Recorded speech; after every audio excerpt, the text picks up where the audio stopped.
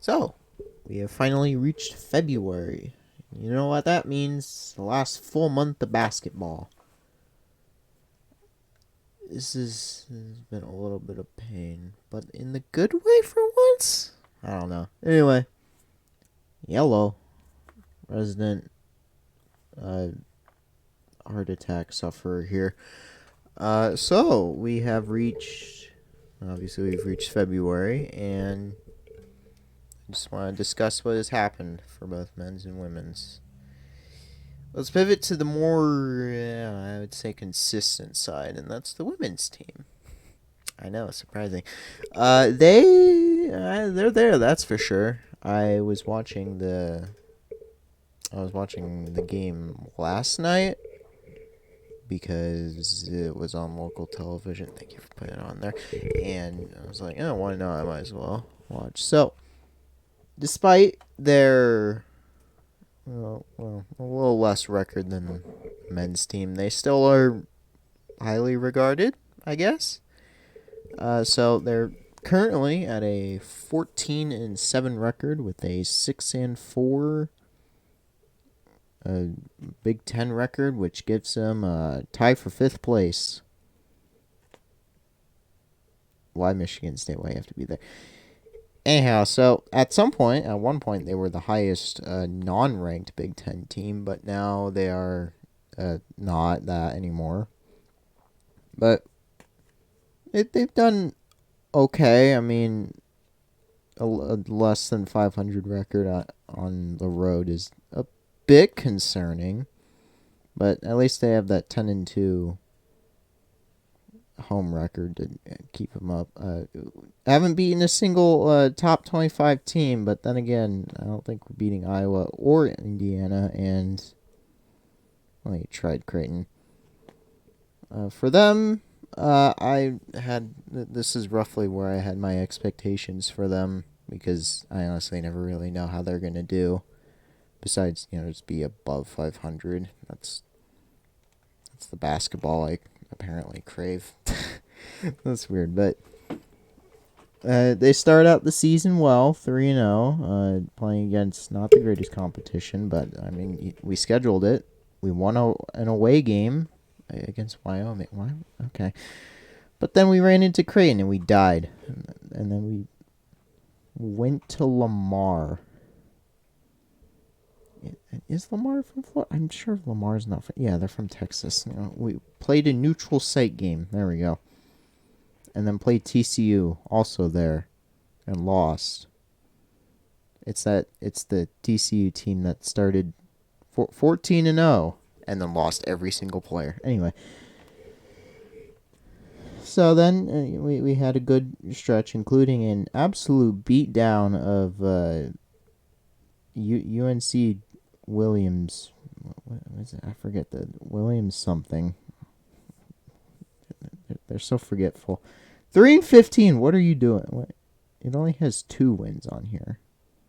Why the hell? It must not be on here.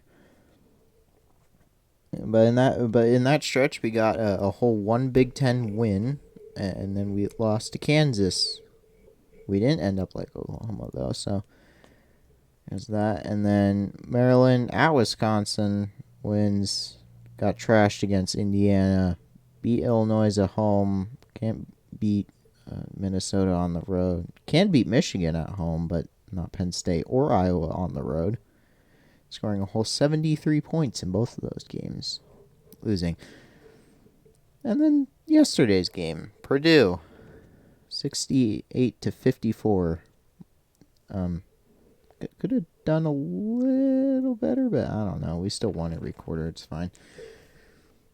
But, I mean, from what I can tell, the players that were expected to do something did exactly what they were supposed to do.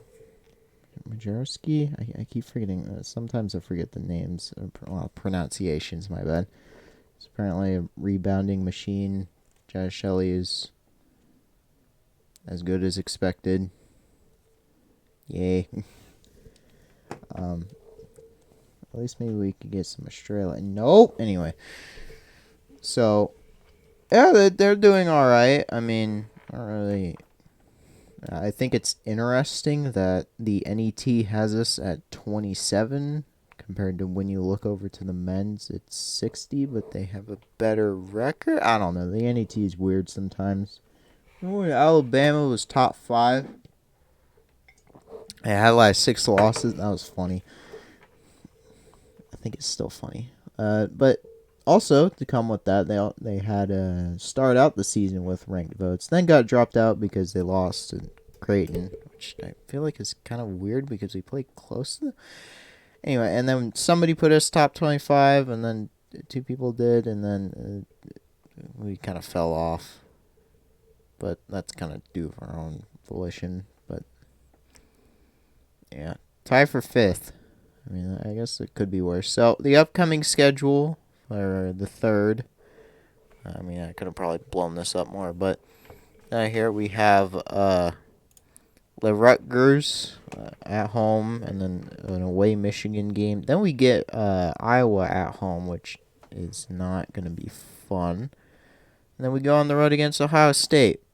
We'll probably lose worse to Ohio State. Then at Purdue, which, considering what happened last night, we probably should win. Then Northwestern, then Minnesota, then Illinois. We should probably win these 4 games in order to have any sort of chance at the NCAA tournament. Now, I'm not going to put it on them to be that because they would have to be... they probably have to be somewhat... They probably would have to win one of these 2 games in order to get in. Like, win these 2, win one of these 2, and then this in order to have a good chance at it. I didn't mean to do that. Whoops. So yeah, the more of the safe option to watch if you don't want heart palpitations. But for in true NU battle supremacy, we have to wait until the 20th. Because over here in the men's, we won that. Anyway, so on to the one that people have been paying attention to more. The men's Nebraska ball team. I mean, they're there, that's for sure. Much more of a presence, actually, this year. With one more win, we actually get to tie last year's win, which is nice. But you still could have won some of those games. Come on. So, okay. Could you explain that 1-5 road record to me, Nebraska? 13-1 at home. That's like really good. If Purdue wasn't perfect at home, we probably would have. We would have the best home record. That 1-5 record puts you with Rutgers. Rutgers is 2-7. Okay. Actually, our last 2 games are pretty easy. Damn. So, again, Nebraska 15-6. They start out the season with a whole 7 games in winning. Woo! I don't know what I'm saying. Included a game against Duquesne that we definitely were scared to death for a second, but thankfully the refs helped us. Supposedly, I don't believe in it. Speaking of the refs, what are you doing? And yeah, then we lose to Creighton because, well, I mean, we couldn't beat them 2 years in a row. That would just be something. And that was what are you, Jim Marquise? Come on. So yeah, and then we lose to Minnesota for some reason. Their best player got injured, and yet we blow a 15-point halftime lead. Why? Why? That doesn't make sense. And then we bounce back with a 5-game winning streak. Includes a game against K-State in which we scored the KenPom ranking that we were at the time, 62. Well, K-State scored 46. Which also was their KenPom ranking at the time. We made record. Anyway, that was probably the best defensive second half I've seen, like 12 points. That was actually pretty good defense, I will say. It wasn't just fluke. Oh, and also, yeah, that was it was all those games were sandwiched between two Big Ten games. We beat Indiana for the first time in 7 games because Tominaga decided to show up with a combined 30 stats. Well, first 3 stats anyway. Most of those were points. And then we lose to Wisconsin by 16. That one was a bit heartbreaking because I thought we had a chance with our illustrious 12-2 record. 10 games over 500. We barely do that ever. Let's see what we and then we just falter. But then, because this is Nebraska ball, we beat Purdue. Anyway, that was the funniest thing ever. I had like checked the box score or whatever, and I saw that we were ahead like 8-2 at the first TV timeout. I screenshotted that and I told one of my friends like, I can die happy now. and then we won by 16. I was like, okay, I can definitely die happy now. Jesus. It looked like Purdue was going to run away with it for a little bit, and then they decided to choke the entire last bit of the first half, and the entire game was just rolling off of that. So what do we follow that up with? What do we follow that up with? Losing by 18 to Iowa. This is dumb. This is stupid and dumb. I hate Iowa so much. And then we lose to Rutgers in overtime because we can't shoot worth a damn in overtime. But then we pick ourselves up with two wins against the fake NU team and Ohio State. Rank Mast had a career game in a game he finally starts in. Well, actually, he had started previous games, but... And Wilcher did a thing. Why isn't he starting over Lawrence, to be honest? And then Maryland. Maryland. I remember when Maryland fans were complaining in threads or whatever. They were like, our season's over. We're so like dead. And then the game happened. They're like, oh, we're so back. And that's after beating Iowa on a road game. Like, come on, guys.